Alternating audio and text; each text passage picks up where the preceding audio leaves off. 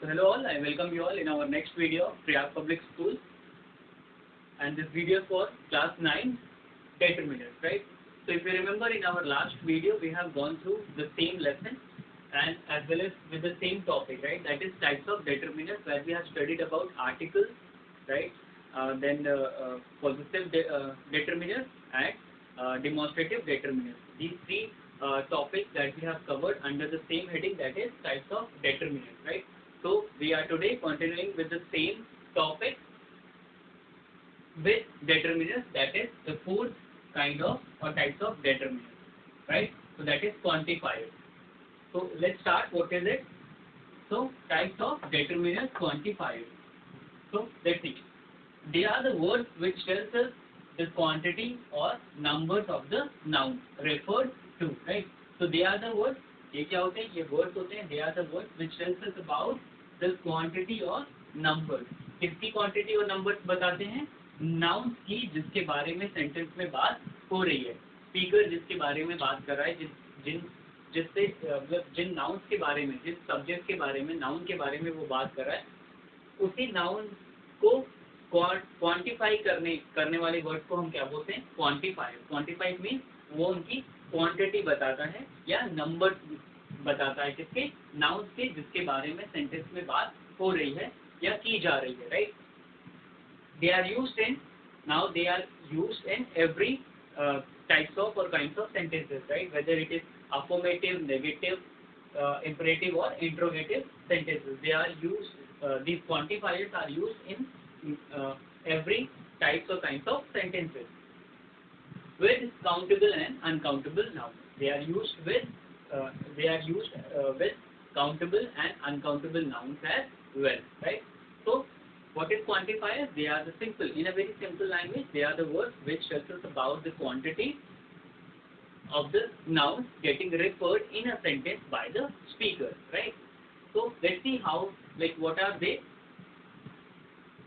Some, many, any, little, enough, few, then several, a little, a few, the few, etc. Right? So these are the words which fall under the category of quantifiers. Means they somewhere, maybe, or definitely they somewhere tells us about the quantity or numbers of the noun. Maybe sometimes not exactly, but somewhere in a round figure, right? In a round figure, they tells us about the quantity or numbers of the noun, right? Which is getting referred or which is getting talked about in a sentence by the speaker, right? So let's see some examples. Then we will be understanding these quantifiers more better, right? So examples. So I have written several examples. First is, some water is in the glass, right? So some water is in the glass, right? So glass being first of all, it is an object, right? So water is, you can say a noun because it's a name, right? And it's an uncountable noun, right? Uncountable noun is a helping verb, right? In the preposition, right? And the is an article. So the glass is an object, in preposition is helping verb, water common noun which is written as uncountable noun in the sentence. Now what is sum? Now the sum is playing the role of a quantifier, right? Why? Because it is quantifying the quantity of water which has been mentioned as a noun in a sentence, right? So sum, it is not telling the exact quantity in this sentence. It is not telling, this word sum is not telling the exact quantity of the water, but it is telling somewhere a round figure of water within the glass. That means there is some water in the or inside the glass. So this sum is getting used before what? Before noun. Noun से पहले use हो रहा है, और क्योंकि ये noun से पहले हो रहा है और नाउन के बारे में कुछ ना कुछ क्वांटिटी उसकी बता रहा है, तो ये क्या हो गया? ये क्वांटिटी बता रहा है कुछ. पहली बात तो सम क्या है? क्वांटिटी बता रहा है. दूसरी बात, ये नाउन के पहले यूज हो रहा है, इसलिए ये हो जाएगा quantifier determinant, right? Why determinant? Because it is getting used before noun. And why quantifier? Because it is telling some quantity about the noun that is mentioned or that has been written after the word some, that is a quantifier, right? And what word has been written after this word some? Water, which is a noun, right? So this sum is telling some some information about the, or giving some information about this noun, that is water, right? So some water is in the glass. That means this word sum is acting as a quantifier because it is telling because it is saying some quantity of the water which is present inside the glass. That means it is quantifying or telling some figure about the water that is present inside the glass. Let's see the second one. Many people are waiting for the bus, right? So many people, that means many is again a quantifier. People is a common noun, right? Then are is an helping verb, right? Waiting, ing form of the verb. For, that means preposition. Then the bus is an object, right? So many people are waiting for the bus. That means many. What is many over here? It is again telling, it is again referring the quantity of the common noun that has been used after it. So many again is playing the role of a quantifier because it is quantifying or it is telling the numbers of the people who are waiting for the bus, right? Third one, do you have any book to read? Now it is a question, interrogative sentence, right? Why? Because it is asking a question. We do. So do you have any book to read? Book to read. So to read, that means infinitive. At last, or in the end of at the end of the sentence, I have written a question mark, right? So do you have any book to read? Now you can see do. What is do? It is helping verb, right? It is a helping verb which is playing the role of an interrogative verb and has been used as a plural verb, right? Then you, singular subject.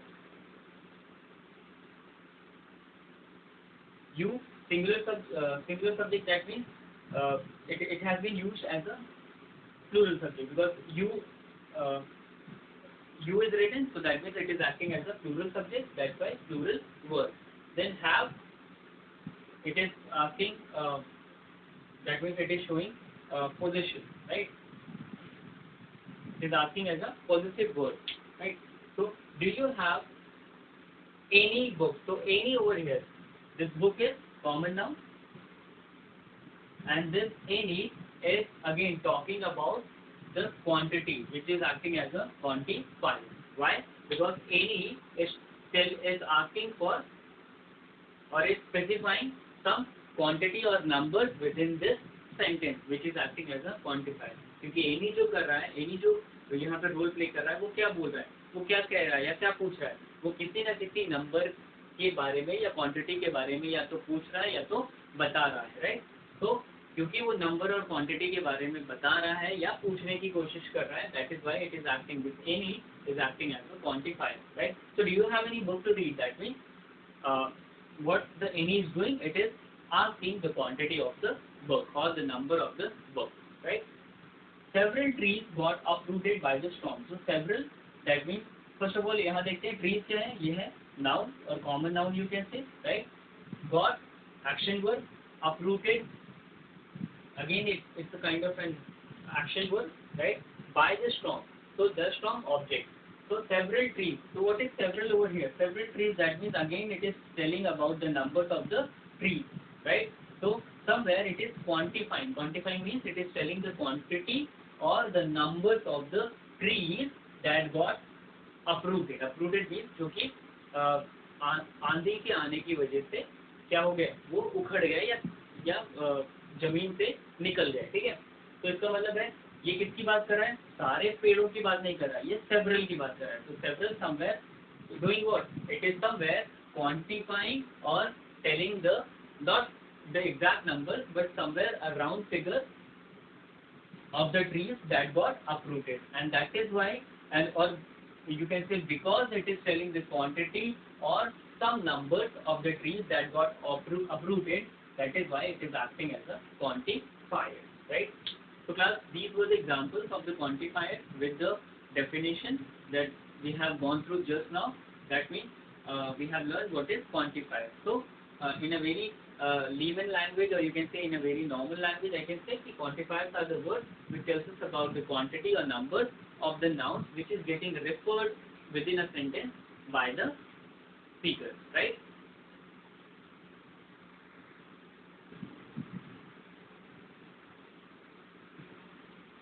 So class, let's see the second types of determiners, that is distributive determiners, which is the fifth types of determiners, that is distributive determiners, right? So let's see what they do, or what it does. They are the words, right? So they are the words that are used to point out the effect of distribution in a very general way, or generally, and not in a group, right? So let's understand what the sentence is exactly saying. They are the words, मतलब distributive determiners are the words that are used to point out. क्या point out करते हैं? देखते हैं. The effect of distribution, मतलब जो distribution का effect होता है उसको point out करते हैं. किसको? एक जनरल वे में या जनरली, और ना कि ग्रुप में. इसको इस तरीके से समझते हैं. फॉर एग्जांपल, अगर मैंने बोला कि सभी को अपनी कॉपी चेक करने के लिए देनी है, या इस क्लास को अपनी कॉपी चेक करने के लिए देनी है, तो इस क्लास को, इसका मतलब है, हो सकता है कि अगर मैं क्लास में 40 बच्चे या 45 बच्चे हैं, तो इसका मतलब है, मेरे सेंटेंस से ऐसा है कि क्लास में अगर मान लो 50 बच्चे हैं, तो हो सकता है कि 50 में से 40 बच्चे मुझे अपनी कॉपी चेक करने को देंगे और 10 बच्चे कॉपी चेक करने को नहीं देंगे, because of any XYZ reason, right? तो दैट मीन ये हो गई हम. और जब मैं बोल रहा हूँ कि इस क्लास को या क्लास को अपनी कॉपी चेक करने के लिए मुझे देनी होगी, तो दैट मीन मैं जो बात कर रहा हूँ वो मैं किस तरीके से बात कर रहा हूँ? ग्रुप में, मतलब क्लास, पूरी क्लास. अब मेरी कैसी है, एक पूरी क्लास जो है जिसको मैं अपने वर्ड में बोल रहा हूँ या सेंटेंस में बोल रहा हूँ, वो उसको मैं किस तरीके से बोल रहा हूँ? It is acting as a group, right? पर अगर मैं यही एट द सेम टाइम अगर ये सेंटेंस बोलता हूँ कि हर एक को, इस क्लास के हर एक बच्चे को अपनी कॉपी मुझे चेक करने के लिए देनी है, तो इस क्लास के हर एक बच्चे को, now what I am doing is कि जो करेक्शन वाला इफेक्ट है, जो करेक्शन मतलब या सबमिशन वाला जो इफेक्ट है कि उनको सबमिट करना है, तो ये सबमिशन किसकी रिस्पॉन्सिबिलिटी हुई? बच्चों की रिस्पॉन्सिबिलिटी हुई. तो इसी इफेक्ट को, जो इसका डिस्ट्रीब्यूशन है, मतलब डिस्ट्रीब्यूट मैंने हर एक बच्चे में कर दिया है कि अब ये हर एक बच्चे की रिस्पॉन्सिबिलिटी है कि वो अपनी कॉपी मुझे क्या करेगा? सबमिट करेगा. किसके लिए? करेक्शन के लिए. तो मैंने क्या किया, ये जो सबमिशन वाली रिस्पॉन्सिबिलिटी, इसको हर एक बच्चे में क्या कर लिया? डिस्ट्रीब्यूट कर लिया. तो ये जो डिस्ट्रीब्यूशन का इफेक्ट है वही मैंने लिखा है, द इफेक्ट ऑफ डिस्ट्रीब्यूशन. तो ये वर्ड्स ऐसे होते हैं जो कि पॉइंट आउट करते हैं जो इफेक्ट होता है डिस्ट्रीब्यूशन का, उसको in a very general way. General way मतलब हर एक, जनरली हर एक पे ये अप्लाई होता है, और ना कि इसको हम कभी भी कॉमनली इसको यूज़ करते हैं. मतलब कॉमनली मतलब कि ग्रुप में हम कभी कॉमन ग्रुप, एक ग्रुप में यूज़ नहीं करते हैं, बट इसका जो इफेक्ट रहता है वो जनरली होता है, या वेरी या होता है किसके तरीके से? In a very general way, right? So let's see the example. Example first. Every child of the school is trained, right? So now you can see every word लिखा हुआ है. Child क्या है? अगर every अभी बात करते हैं, child क्या है? Common noun है, right? Of क्या है? Preposition है. This क्या है? ये this school आ रहा है. This के साथ क्या आ रहा है? School आ रहा है. तो ये भी क्या है? ये भी है demonstrative determiner, right? ये भी क्या है? Determiner. क्यों? क्योंकि दिस जो यूज हो रहा है, वो तो डिमॉन्स्ट्रेट तो कर ही रहा है, मतलब दिखा तो रहा है, पर किसके पहले यूज हो रहा है? ये स्कूल भी क्या है? ये अपने आप में कॉमन नाउन है, तो इसलिए इसके पहले यूज हो रहा है. दैट मीन्स ये इसके बारे में इंफॉर्मेशन दे रहा है, तो दैट मीन्स डिमॉन्स्ट्रेटिव क्यों? क्योंकि वो दिखा रहा है, डिमॉन्स्ट्रेट कर रहा है, पॉइंट आउट कर रहा है. और स्कूल जो कि कॉमन नाउन है, उसके पहले हमारा एक डिमॉन्स्ट्रेटिव वर्ड यूज हुआ है, इसका मतलब है ये पूरा मिला के क्या हो जाएगा? डिमॉन्स्ट्रेटिव डेटरमिनर. तो दिस ऑल्सो यहाँ पे क्या हो रहा है? डिमॉन्स्ट्रेटिव डेटरमिनर, जो कि हम पहले पढ़ चुके हैं. is verb and trained, that means adjective, right? So every child of this school is trained, that means अब अगर यहाँ पे एवरी पे आते हैं, ये तो एडजेक्टिव हो गया आपका, ट्रेन जो है ये एडजेक्टिव हो गया, राइट, ये हेल्पिंग वर्ब हो गया। अब एवरी पे आते हैं, तो इसका मतलब है अगर हम हर एक बच्चा जो भी इस पर्टिकुलर स्कूल में पढ़ रहा है वो कैसा बच्चा है, वो ट्रेन है, मतलब जो भी चाहे जो भी ट्रेनिंग उसने ली हो या चाहे जिस चीज़ की बात हो रही है उस पर्टिकुलर सब्जेक्ट में या उस पर्टिकुलर एक्टिविटी में वो क्या है, ट्रेंड है।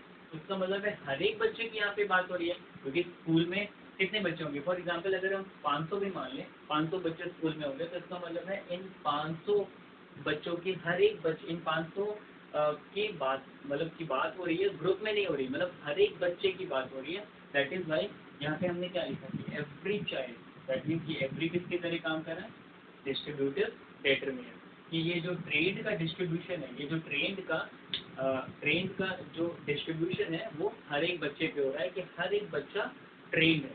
दैट मीन्स ये जो ट्रेंड का इफेक्ट है, मतलब जो ट्रेनिंग का इफेक्ट है या ट्रेंड का जो ये लेबल है या ये या कह लो कि जो टैग है वो हर एक बच्चे पे अप्लाई हो रहा है, ठीक है, हर एक चाइल्ड पे अप्लाई हो रहा है। और ये किस वर्ड से पता चल रहा है, this is we are getting by the we are getting the information by the word every, and how every is acting, it is acting as a distributive, because this is the word that is giving the effect of train on every child, or that is giving the information about the train, the effect, the information about the effect of the train on every child, right?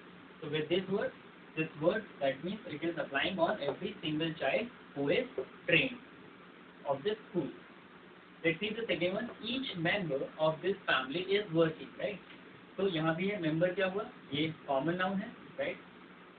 Common noun है of preposition this again a family भी आ रहा है, इसका मतलब ये भी common noun है, और this क्या है, demonstrative determinant. Then is helping verb working, आप action verb मान लो, ठीक है, या तो इसको हाँ definitely action verb is working. Okay, तो ईच यहाँ पे भी है, ईच किसके पहले आ रहा है, कॉमन नाउन के पहले आ रहा है, कॉमन नाउन यहाँ पे क्या लिखा हुआ है, मेंबर। तो ईच मेंबर, इसका मतलब है ये ईच भी क्या कर रहा है, हर एक मेंबर की बात कर रहा है जो कि इस फैमिली में काम करता है, ठीक है, कि ये बता रहा है, ईच ये बता रहा है कि हर एक मेंबर इस फैमिली का काम कर रहा है, इस वर्किंग मतलब कहीं ना कहीं काम कर रहा है, ठीक है। तो ये जो वर्किंग का जो इफेक्ट है, वर्किंग का जो इफेक्ट है वो डिस्ट्रीब्यूट क्या हो रहा है, वो डिस्ट्रीब्यूट हो रहा है पूरे मेंबर पे, हर एक मेंबर पे, कि इस फैमिली का हर एक मेंबर क्या कर रहा है, वर्क कर रहा है। तो जो ये वर्किंग का इफेक्ट है वो डिस्ट्रीब्यूट हो रहा है हर एक मेंबर पे, इस फैमिली के हर एक मेंबर पे इस वर्किंग का जो इफेक्ट है वो डिस्ट्रीब्यूट हो रहा है। और किस वर्ड से पता चला है, ये ईच वर्ड से पता चला है कि हर एक मेंबर, तो हर एक मेंबर इसका मतलब है ये किस तरीके से काम कर रहा है, this is also working as a distributive determinant. Distributive क्यों, क्योंकि डिस्ट्रीब्यूशन हो रहा है, हर एक के बारे में पता चल रहा है या हर एक के ऊपर अप्लाई हो रहा है। और मेंबर या और सॉरी डेटरमिनर क्यों, क्योंकि ये ईच, एवरी और ईच दोनों किसके पहले यूज हो रहे हैं, कॉमन नाउन, या फिर सिंपली बोले तो नाउन के पहले। दूसरा देखते हैं, तीसरा example, he can buy either of the two shirt, right. तो ही क्या हुआ, सब्जेक्ट हुआ हमारा, can model, by helping verb, sorry action verb, either of that means preposition, the two shirt that means यहाँ पे क्या है, ये द जो है ये आर्टिकल है, ठीक है, द ये टू क्या है, ये अब आ गया यहाँ पे नंबर, यहाँ पे आ गया नंबर डिटरमिनेंट, राइट। तो ये हम अभी आगे पढ़ेंगे इसके बारे में, नंबर डिटरमिनेंट के बारे में, जो कि नंबर कैसे नंबर है वो बताता है, ठीक है। और शर्ट क्या होगी, कॉमन नाउन तो है ही है, ठीक है। तो इसका मतलब है टू क्या बता रहा है, ये टू बता रहा है कि कितनी क्वांटिटी है इस नंबर की, क्योंकि अभी quantify don't be don't be confuse with the quantifier, because quantifier quantity तो बताते हैं बट वो एग्जैक्ट क्वांटिटी नहीं बताते हैं, पर क्वांटिफायर पर ये जो नंबर डिटरमिनेंट होते हैं वो क्या बताते हैं, वो एग्जैक्ट क्वांटिटी बताते हैं, और उसमें कार्डिनल या ऑर्डिनल नंबर आते हैं, ठीक है। तो यहाँ पे टू है, टू शर्ट के बारे में बता दी, टू क्या है, नंबर है, ठीक है, एक नंबरिंग बता रहा है, एग्जैक्ट नंबर्स बता रहा है, और किसके पहले लिखा हुआ है, शर्ट के पहले, इसलिए ये भी क्या हो गया, नंबर डिटरमिनेंट। फिलहाल अभी वो हम बाद में आगे पढ़ेंगे नंबर डिटरमिनेंट, पहले आते हैं इसके ईदर। तो he can buy either of the shirt या of the two shirt, right. तो ईदर, अब यहाँ पे ईदर का इफेक्ट देखें तो इसका मतलब है ये कहने की कोशिश कर रहा है कि दो शर्ट्स हैं, दो शर्ट में से कोई एक शर्ट ये इंसान खरीद सकता है। तो खरीदने का इफेक्ट किस पे है, दोनों पे नहीं है। मान लो एक शर्ट है एक, ठीक है, और दूसरी शर्ट है बी, ठीक है, तो ए भी ऑप्शन है, बी भी ऑप्शन है, पर बाइंग का ऑप्शन, बाइंग का जो बाय का ऑप्शन है वो इन दोनों पे नहीं है, मतलब इन दोनों पे एक साथ नहीं हो रहा है। इस पे या तो इस पे हो सकता है और या तो इस पे मे भी, ठीक है, या तो ए वो खरीद सकता है जो बी है, या तो ए वाली शर्ट खरीद सकता है या तो बी वाली, पर दोनों एक साथ नहीं। तो जो बाय का डिस्ट्रीब्यूशन, जो बाय का मतलब इफेक्ट है, जो डिस्ट्रीब्यूटिंग इफेक्ट है, वो कैसा है, वो एक पे, दैट मीन्स ये जनरल वे में है, मतलब जनरली किसी एक पे है, मतलब हर एक पे है, मतलब हर एक पे है, मतलब कि या तो इसको भी इस पे भी है या तो इस पे भी है, ठीक है, एक साथ हम दो चीज़ों की बात नहीं कर रहे हैं। तो he can buy either of the two shirt, that means he has this person, he has the option that he can buy either of the two shirts, उन दोनों में से कोई एक। तो इसका मतलब है जो बाइंग का इफेक्ट है, जो बाइंग का इफेक्ट है, मतलब ये BYING बाइंग का जो इफेक्ट है शर्ट पे, वो क्या है, मतलब एक एक करके, या तो ये या तो ये, राइट। दूसरा देखते हैं, neither students of this class are good at studies, right. तो neither students of this class are good at studies, that means students की बात करें तो ये क्या है, कॉमन नाउन है, of preposition this class, again इसी तरह काम कर रहा है, डिस्ट्रीब्यूट डिमॉन्स्ट्रेटिव डिटरमिनर तो क्या, क्लास कॉमन नाउन, आर ये क्या है, helping verb, good that means adjective, and because ये क्वालिफाई कर रहा है, क्वालिटी बता रहा है, ठीक है। At study, at that means preposition, then study that means you can say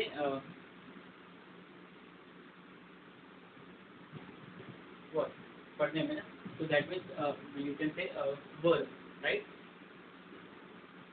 So neither students of this class are good at studying, so neither इसका मतलब है यहाँ पे neither की बात कर रहे हैं, तो neither भी जो वर्ड है वो क्या है, ये भी क्या है, डिस्ट्रीब्यूटिव की तरह काम कर रहा है। क्यों, क्योंकि जो यहाँ पे स्टूडेंट्स हमने यूज किया है वो किसी न किसी क्लास के हैं, और इस क्लास में जितने भी बच्चे हैं वो हर एक बच्चा क्या है, वो पढ़ने में अच्छा नहीं है। तो नीदर से ये पता चल रहा है कि इस क्लास में, इस पर्टिकुलर क्लास में जितने भी बच्चे, स्टूडेंट्स मैंने लिखा है और क्लास लिखा है, तो स्टूडेंट्स ऑफ दिस क्लास मतलब एक कोई क्लास है, उसमें जितने भी बच्चे हैं, फॉर एग्जाम्पल अगर मान लो कि क्लास फिफ्थ है, ठीक है, अब क्लास फिफ्थ में मान लो कि उसमें मान लो 20 बच्चे, ठीक है, अब ये 20 बच्चे नीदर से इन 20 पे हर एक पे अफेक्ट पड़ रहा है, ठीक है, नीदर वर्ड लगाने से इन 20 स्टूडेंट्स पे तो पढ़ ही रहा है, ठीक है, पर हर एक बच्चे पे भी नीदर की वजह से हर एक बच्चे पे ये इफेक्ट पड़ रहा है, किसका, that they are not good at studies. तो they are not good at studies का इफेक्ट इस 20 स्टूडेंट्स पे, हर एक 20 मतलब हर एक बच्चे, इन जो 20 स्टूडेंट्स हैं उन बच्चों, उन एक एक बच्चे पे ये इफेक्ट पड़ रहा है, that they are not good at studies. और with which word it is getting described by the word that is neither, right. So neither students of this class are good at studies, that means none of the students of this class are good at studies. So neither means again it is a distributive determinant, कि distributive किस तरह से पढ़ रहा है कि जितने भी बच्चे हैं, चाहे 20 हैं, चाहे 10 हैं, चाहे 15 हैं, चाहे 50 हैं, उन पे वो बिल्कुल भी अच्छे पढ़ाई में नहीं है, और ये हर एक बच्चे पे ये बात अप्लाई होती है, राइट। तो class with these 4 examples and definition with all these words as well, we have completed this part, that is distributive determinant.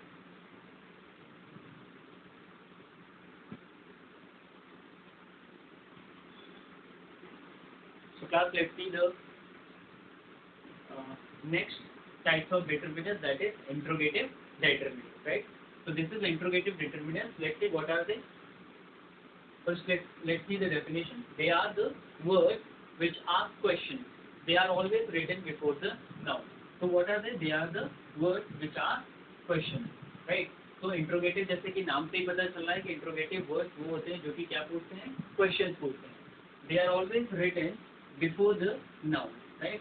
तो वो किसके पहले आते हैं, नाउन के पहले आते हैं, ठीक है, हमेशा नाउन के पहले आते हैं। कब, अगर वो डिटरमिनर का रोल प्ले कर रहे हैं तो, राइट। वैसे तो फॉर एग्जांपल वैसे कोई ज़रूरी नहीं है, क्योंकि आप एग्जांपल में भी देख सकते हो। अगर मैं यहाँ पे एग्जांपल लिखूँ कि where is your book, right, this is an interrogative sentence. But where आप देख सकते हो, वेयर किसके पहले आ रहा है, वेयर आ रहा है वर्ब के पहले, जो कि हेल्पिंग वर्ब लिखा हुआ है, और यहाँ पे वेयर लिखा हुआ है जो कि इंट्रोगेटिव वर्ब है। और जो कि अगर नाउन की बात करें तो वो काफ़ी दूर यहाँ पे उससे लिखा हुआ है, सेंटेंस से काफ़ी दूर पे लिखा हुआ है, ठीक है। तो ऐसे वर्ड को हम इंट्रोगेटिव तो कहेंगे, बट इंट्रोगेटिव डिटरमिनर नहीं कह सकते। Why? Because it has not been placed just before the noun, right. So for him or for it to play the role of interrogative determiner, it is compulsory for us to write these interrogative words before the noun, right? So let's see, they are the words which ask questions. They are always written before the nouns. वो nouns के पहले लिखे जाते हैं। Example देख लेते हैं, या वर्ड्स कौन कौन से होते हैं वो, what, which, who, right? Then how many भी होता है, क्योंकि इनसे भी क्वेश्चन पूछे जाते हैं। तो how many used with countable noun, ये काउंटेबल नाउन के साथ ये वर्ड होते हैं। For example, how many boys are there in your class, how many trees have been planted by you, right. How much, then it's used with uncountable noun, right. Like for example, how much water do you need to drink, right. How much coffee is in the cup or is in the bowl, right? So that means with uncountable noun. Let's see the example and understand it more better. What book you sell in this shop, right? Now ये what आ रहा है, इसका मतलब है क्या है, ये interrogative word है, क्योंकि क्वेश्चन पूछ रहा है कि what book मतलब किस तरीके की किताब है। और book जो है वो क्या है, वो कॉमन नाउन है, ठीक है। और कॉमन नाउन से पहले क्या आ रहा है, what आ रहा है, जो कि इंट्रोगेटिव वर्ड है। और क्योंकि पहले लिखा हुआ है इसलिए ये क्या हो जाएगा, determiner, because it is giving some information about the book, कि बुक तो बेचते ऊपर कौन सी या कैसी। तो what book you, subject, that means second person pronoun, then self action verb in preposition, this again demonstrative determiner, because short है, demonstrative क्यों, क्योंकि this point out कर रहा है, और determiner क्यों, because it has been used before the shop, and shop being a noun, right? So what book you sell in this shop, that means what यहाँ पे किस तरीके से काम कर रहा है, इंट्रोगेटिव डिटरमिनर। what इंट्रोगेटिव क्यों, क्योंकि वर्ड से क्वेश्चन पूछा जा रहा है। और डिटरमिनर क्यों, क्योंकि यहाँ पे ये वर्ड जो है, पहली बात तो नाउन से पहले लिखा गया है, और दूसरी बात ये उस नाउन के बारे में कुछ ना कुछ इन्फॉर्मेशन दे रहा है कि बुक तो बेची जा रही है, पर कैसी या कौन सी, right. So what book you sell in this shop? And at last I have also mentioned or written what question mark. Which game you like most, right? So again, which is acting as an interrogative, and why interrogative determiner? Just because it has been used before a game which is playing the role of a common noun in our sentence. So game के पहले use हुआ है क्या, word which, तो पहले ये किस तरीके का रोल प्ले कर रहा था, इंट्रोगेटिव, क्योंकि क्वेश्चन पूछा जा रहा था इस वर्ड के हेल्प से। और दूसरी बात, ये गेम के पहले मतलब कॉमन नाउन के पहले यूज हुआ है, इसलिए अब इंट्रोगेटिव के साथ साथ दूसरा रोल कौन सा प्ले करने लगा या कर रहा है, interrogative determiner, right. You like most, right. So again it is a question and I have written a question mark.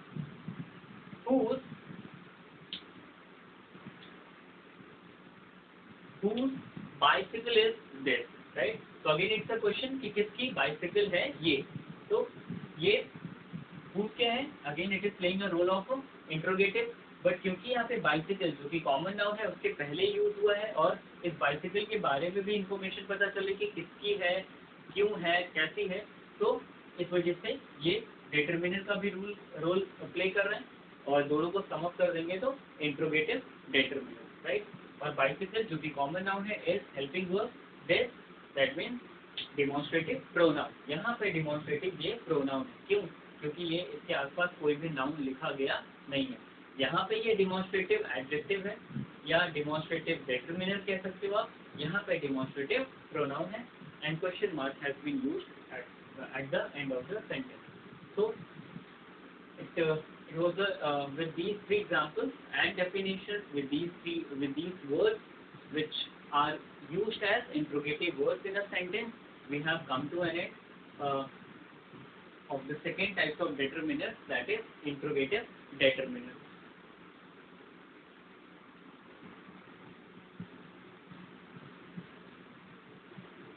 Class, your homework for the day is you all have to write down all the content given on page number B243 to B245, right? This is the page number in your class 9 guidebook, right? So what you have to do is you have to write down all the content that are given on these pages, right, in your classwork copy, right, and also solve the exercises 4 to 6 of assignment 2.